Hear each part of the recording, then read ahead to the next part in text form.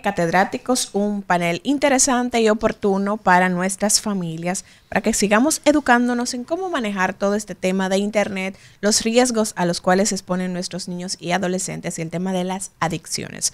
Y antes de irnos a la pausa, el doctor Amaury García dejaba una preguntita para nuestro querido doctor Edinson Rodríguez, hablando sobre de a quiénes hay que tratar.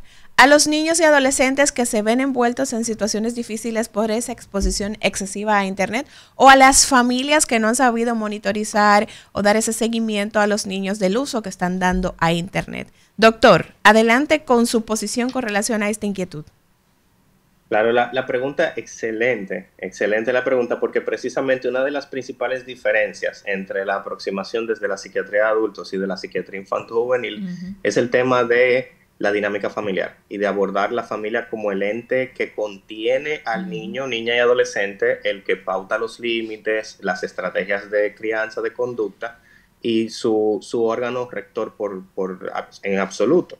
Entonces, no hay una intervención que se realice a un niño, niña y adolescente que no se haya tomado primero en cuenta la dinámica familiar y sobre todo los padres y cuidadores. En ese sentido, me gustaría resaltar que lo habíamos comentado anteriormente y haciendo síntesis de algunos de los elementos que los compañeros han compartido, de las excelentes participaciones, y es precisamente que el padre que no está en la capacidad de controlar generalmente su propio consumo de los dispositivos y las redes sociales, ¡Ay, papá! No puede establecer los límites, porque establecer los límites de manera efectiva significa poner en tela de juicio mi propio consumo del dispositivo. Y ahí es donde unos padres, en medio de una dinámica cultural y económica que muchas veces no le permite el tiempo ni siquiera para su propio autocuidado, entonces necesitan descansar sobre estos elementos que no son tan organizantes como se pensó en un inicio. Las redes sociales surgen amparándose en las dinámicas sociales preexistentes de las personas, tratando de salvaguardar aquellas relaciones que se habían perdido por la distancia física. Pero las redes sociales no surgen como un sustituto para la generación de relaciones interpersonales. Para nada. Y entonces tenemos a los niños y los adolescentes en este ambiente tratando de generar nuevas dinámicas y tratando de utilizar las estrategias de redes sociales como su principal o una de sus principales fuentes para generar nuevas relaciones interpersonales.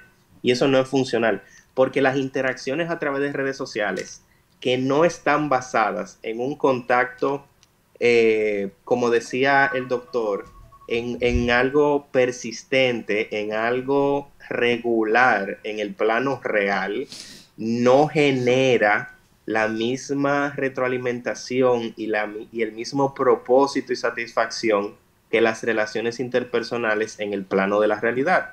Las que se generan en las redes sociales siempre van a tener una naturaleza de superficialidad por el tema de la distancia y el tema de la pantalla. Entonces, tener a los adolescentes en este contexto, generando su identidad, construyendo su yo, en base casi exclusiva a esas relaciones, es un peligro, es un problema. Definitivamente. Y no solo el hecho de todo lo que tiene que ver con entablar esas relaciones que son tan importantes en esta etapa de la vida, sino también el adquirir ciertos conocimientos. Yo escuchaba a un adolescente hace unos días diciendo, yo sufría de un trastorno alimenticio. Y es de, ¿a quién te diagnosticó eso? No, porque yo vi todo lo que compartían en TikTok algunos influencers y eso había ahí relación con lo que yo estaba viviendo. Yo tenía ese trastorno. Entonces, el peligro también de todas esas informaciones que se manejan, que esos niños las asumen, que comienzan a adoptar estilos de vida basados en lo que ven que comparten estos influencers. Doctor Murillo. Mira, es así. Imagínate esto, una etapa, como decíamos hace un momento con Amaury, un niño donde tiene que aprender a tomar control de su cuerpo, control de sus emociones. Pero hay otra etapa que va entre los 8, 12 años, 13, 14, 15 años, que es una etapa de identidad, donde un niño tiene que incorporar una identidad, empezar a construir una identidad, identificarse con una de sus figuras parentales, empezar a incorporar su personalidad. Pero resulta que la identidad que muchos de los chicos que nosotros estamos viendo a nivel de consulta y las habilidades sociales que van desarrollando, son aquellas habilidades que requiere para el personaje del juego. Exacto. O sea, tú te encuentras con unos chicos que están con unos audífonos jugando en tiempo real, online, y te los encuentras voceando, hablando, diciendo, dirigiendo. Tú le apagas el juego, le quitas los audífonos y se te sientan y no se trancan. Se trancan. ¿Por qué? Porque las habilidades que están desarrollando son aquellas habilidades que necesita el juego, no las habilidades sociales que va a necesitar para poder identificarse. Un ejemplo, un paciente de 30 años que se casa. ¿Cuál es el tema? Él va a su trabajo, que tiene que ver mucho con lo digital, llega a su casa y prende el juego. Inicialmente su novia, que después se volvió su esposa, jugaba con él, ¿me entiendes? No, y se quedaban ahí jugando. Y un día ella le dijo, pero ven acá, suelta eso y vamos a dar una vuelta. Y suelta aquello, y hasta que se generó una crisis, pues yo decía, ven acá, pero a mí tú no me abrazas, tú no me besas, tú no quieres estar conmigo, no hay ningún tipo de deseo de estar conmigo, tú solamente estás como en automático. Cuando ella dice, te voy a votar, y van en crisis, llegan a consulta y uno los aborda, el sujeto de 30 años dice, bueno, mira, tú necesitas tiempo para compartir con ella. Él no sabía cómo hacer esas cosas y cómo interactuar esas cosas, porque se ha pasado toda la vida.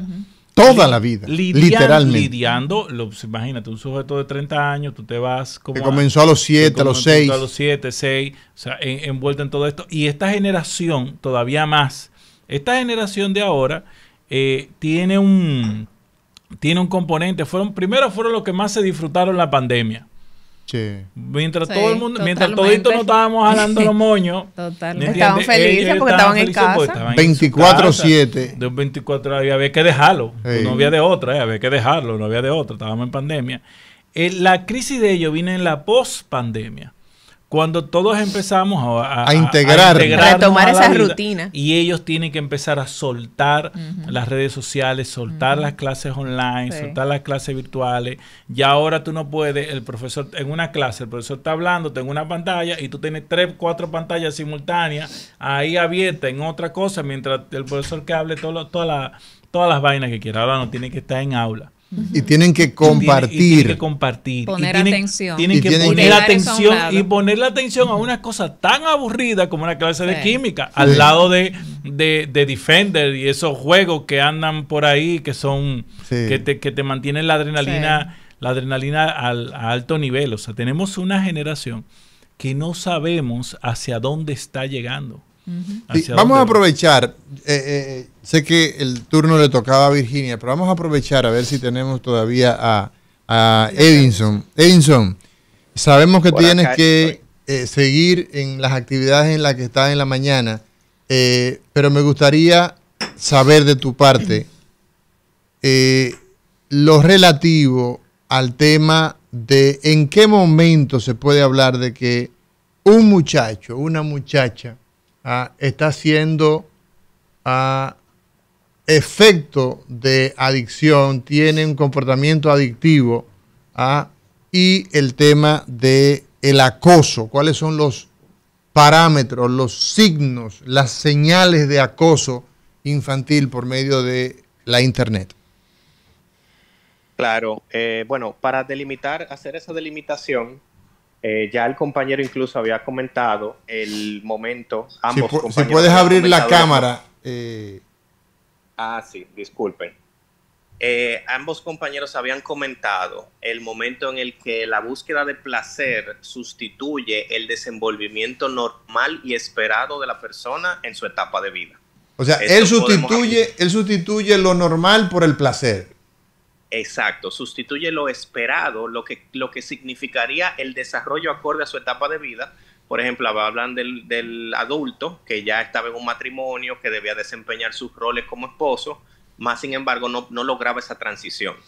Algo que se da con mucha frecuencia, que también la compañera lo mencionaba anteriormente, es estos adolescentes que fallan en transicionar a una adultez funcional, donde deben asumir autonomía sobre su proceso de educación, ingresan a la universidad, deben buscar relaciones de pareja y sin embargo persisten en esa búsqueda de placer a través de los dispositivos, a través de estas fuentes de placer rápido. Y para responder a la otra inquietud, una de las particularidades del ciberbullying o el ciberacoso es que, a diferencia del acoso tradicional, que generalmente terminaba cuando el niño abandonaba el contexto del acoso, se iba del colegio y iba a su casa, o si el acoso era en algún ambiente en específico, mientras se encontraba en otros ambientes no estaba activamente expuesto al acoso. Pero una de las particularidades que hacen al ciberbullying tan nocivo es el hecho de la perpetuación del acoso. Aquello que sucedió en el colegio, quizás te tiraron el almuerzo, te lanzaron al piso o te golpearon, pero entonces alguien lo grabó, alguien lo sube en las redes sociales, se eterniza entonces el acoso. Y entonces el estresor se eternaliza precisamente, se vuelve persistente. Entonces estos niños y adolescentes no tienen un espacio, no tienen un momento para poder pasar esas emociones. Como decía el compañero Morillo, no tienen la oportunidad de desarrollar las herramientas para poderse enfrentar a la situación, y ahí viene todo el caos. Y por último, me gustaría también no dejarlos sin antes hablar sobre el tema de la prevención. Nosotros no podemos asumir que podemos mantener a nuestros niños en una burbuja lejos de todos estos estresores, pero sí tenemos que conocer cuáles son las dinámicas, cuál es la naturaleza de esta situación para poder establecer planes efectivos. Entonces, uno de los elementos que son más poderosos en esto de la prevención es el tema de restringir el acceso hasta el momento en el que el niño tenga capacidades para poder lidiar o para poder recibir de manera más eficiente la ayuda de sus progenitores. Por ejemplo, antes de los 6 años, la literatura varía un poco. Yo soy un poquito radical en ese sentido, porque entiendo el riesgo que conlleva. Antes de los 6 años, los niños no deberían tener acceso a pantallas personales y mucho menos a redes sociales. Claro. Las pantallas se toleran, sobre todo en el caso de la comunicación con personas o cuidadores, por el tema de la distancia. Pero el entretenimiento del niño menor de 6 años no debe nunca depender del uso de una pantalla. Tablets, celulares a niños menores de 6 años no debemos hacerlo. Y a partir de los 12 años y bajo supervisión constante, el niño puede tener sus primeros accesos a redes sociales, cuidando sobre todo el tema del contacto con terceros desconocidos, que no son personas que son parte del día a día del niño, no son cuidadores, no son familiares, no son amigos del colegio, no son compañeros, porque hay entonces donde se cuela, donde se genera la exposición de desaprensivos, y los desaprensivos no necesitan de mucho para poder aprovecharse de los chicos. Bueno, gracias, doctor Edinson Rodríguez. Gracias por la invitación. No, gracias a ti por sacar este tiempo. Sabemos que tienes compromisos y que nos has acompañado a través de la internet, que es un instrumento. Fíjense la ventaja que tenemos hoy día de comunicarnos de manera efectiva por medio de la internet, pero hoy estamos entonces viendo la parte donde nuestros niños se ven vulnerados porque el instrumento no se usa con fines formativos o de diversión sana, sino que puede trastocar los límites, y los límites son los que a nosotros nos forman. ¿Qué es una diversión sana? Vamos a ver. Ya, o sea, a propósito de tu palabra para... jugar a la pelota, por ejemplo. Para precisar, jugar a la botellita. Una diversión sana es una diversión. Sí, Lisania, pero no te rías. Jugar a la botellita. Óyeme, jugar a la botellita, donde la mayoría de los niños no saben. Vas a decir que tú no jugaste a la botellita. No, pero mire, la mayoría de los niños es posible. Kelvin, dame una botella, por favor. No juega a la botellita aquí. No vamos a jugar a la botellita, pero préstame la botella, porque la mayoría de los niños no saben lo divertido que representaba las muchachitas que a ti te caían bien, o los muchachitos que ella, ¿verdad? Tú le caías bien. Era un juego de roles. Y entonces la botellita daba vuelta y cayó para Virginia. Y Virginia entonces elegía a quién iba a dar besito. ¿A quién le iba a dar besito? Y el cerebrito de nosotros, mientras daba vuelta, y esa botellita, ¿cómo estaba el cerebrito de nosotros? Que me caiga a mí, que le caiga a fulano. Pero fíjate, ahora fíjate esto. La es botellita, una diversión sana. Sí, pero vamos a analizar la botellita. La botellita es un juego de roles. Sí. Es un juego donde tú sabes quién tú eres, donde tú te identificas con el otro, donde te interesa la otra persona y donde tú creas alguna estrategia para poder acercarte a la otra persona. Claro, la botellita. La botellita, no estoy hablando de la botellita. Algo tonto, que parecería tonto, pero sigue siendo un juego de roles, donde tú tienes un grupo integrado, que eso no ocurre con las redes. Las redes sociales no están diseñadas para eso. Se comparte físicamente, visualmente, está el contacto físico que es importantísimo. No es como detrás de la pantalla, tú puedes de repente decir algo, pero no es lo que tú sientas, porque estos emojis ayudan muchísimo. Ay, te amo, un corazón, sin embargo, a lo mejor no siento que te amo tanto, ¿entiendes? O estoy contento y estoy triste. O sea, el contacto físico es muy importante porque ahí visualizamos realmente lo que nosotros sentimos, nuestras emociones. Además, para el niño y adolescente y para todos nosotros los adultos es importante porque aprendemos a compartir espacios. Sí. Por ejemplo, para los niños a compartir juegos, compartir espacios con otros. Y eso es fundamental para los niños. ¿Sabes que en la depresión en los adolescentes de esta generación, 17, 19, 20, 21, 22, te encuentras nosotros en consulta nos encontramos con jóvenes, con adolescentes, con un cuadro depresivo, con un cuadro de ansiedad, con una búsqueda del sentido de la vida, que no saben qué van a hacer. A esa etapa de la vida. No saben qué van a estudiar. No saben qué son. No, porque la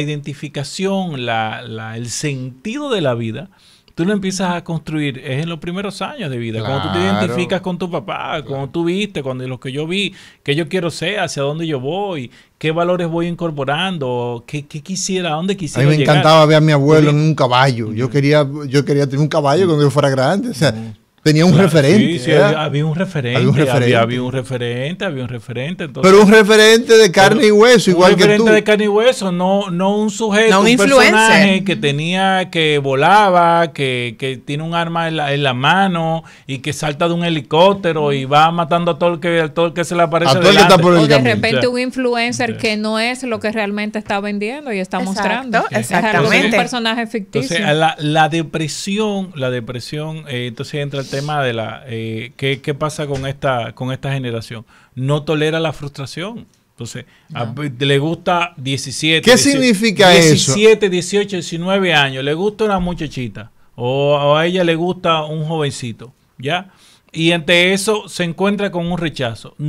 Como no manejan sus emociones, no aprendieron a tomar control de sus emociones, se hunden.